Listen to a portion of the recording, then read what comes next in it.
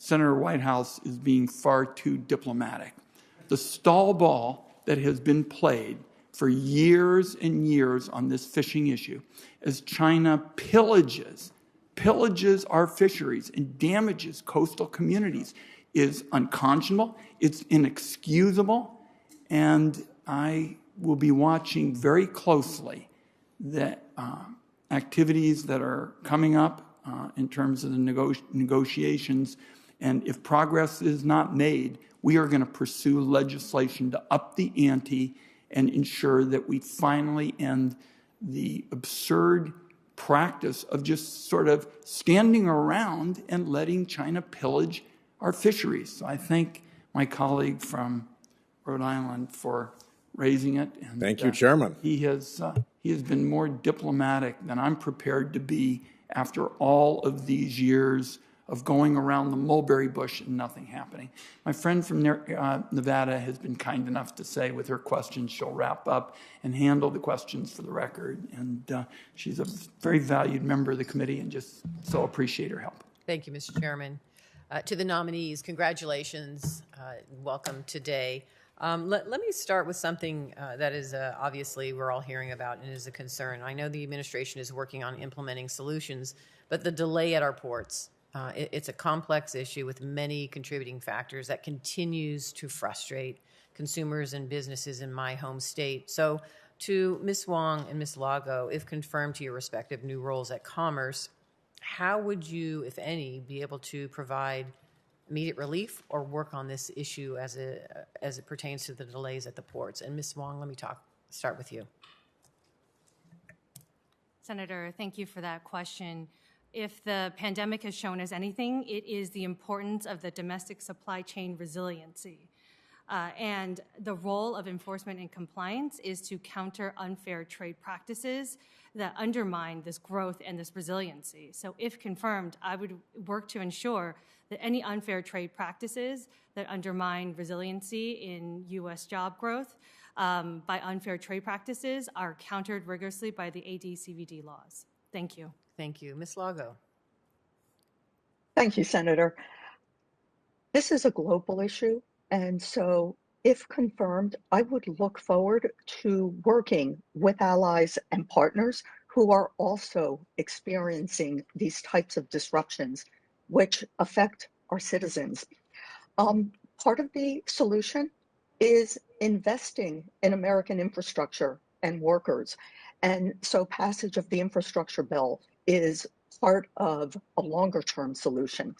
We also need companies, the private sector, which controls the supply chain, to provide more transparency about where the bottlenecks are, how long they believe it will take to address them.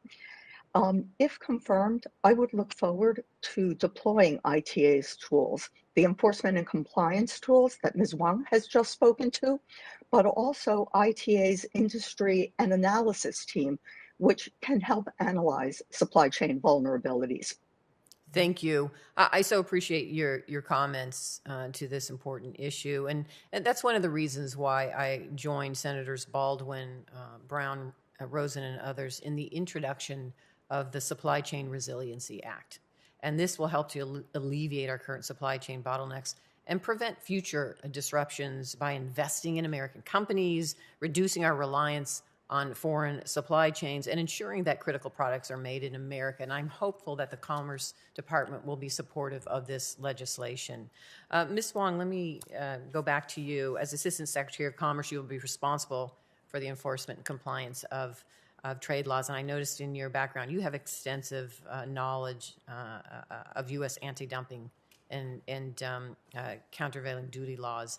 How will you ensure compliance with trade laws when goods are imported and exported? And can you talk a little bit about your thoughts on that and based on your experience as well?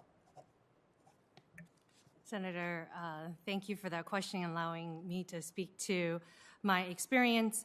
As a trade practitioner, I know that the importance of having the American worker, American businesses, including small and medium-sized enterprises, having a voice in that process is important to making sure that unfair trade practices are being properly addressed by the AD/CVD laws. I think part of, if confirmed, I would work to ensure that we are using all the tools in our trade remedy toolbox to go after unfair trade practices, to make sure that the resiliency of U.S. businesses and American workers are not being hurt by these practices. And so I just look forward to getting started, if confirmed. Thank you. Thank you. And then, Ms. Lago, you spent 7 years at Treasury as Assistant Secretary for International Markets and Development. Again, it's extensive experience that will benefit you if confirmed to this position. Can you share how that experience informs your perspective and prepares you to serve as the Undersecretary of Commerce for International Trade? Thank you for the question, Senator. My time at Treasury exposed me to the international economic architecture.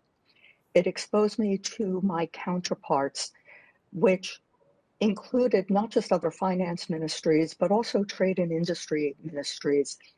And it showed me the importance of working across US government, of working with members of Congress, and then also of working with allies and partners globally, both bilaterally and multilaterally. And if confirmed, I would look forward to bringing that experience with me to ITA. Thank you. Thank you both again. Congratulations, and appreciate you being here as well. And I understand we have Senator Langford is on joining us by the web. Senator. We do. Thank you. Thanks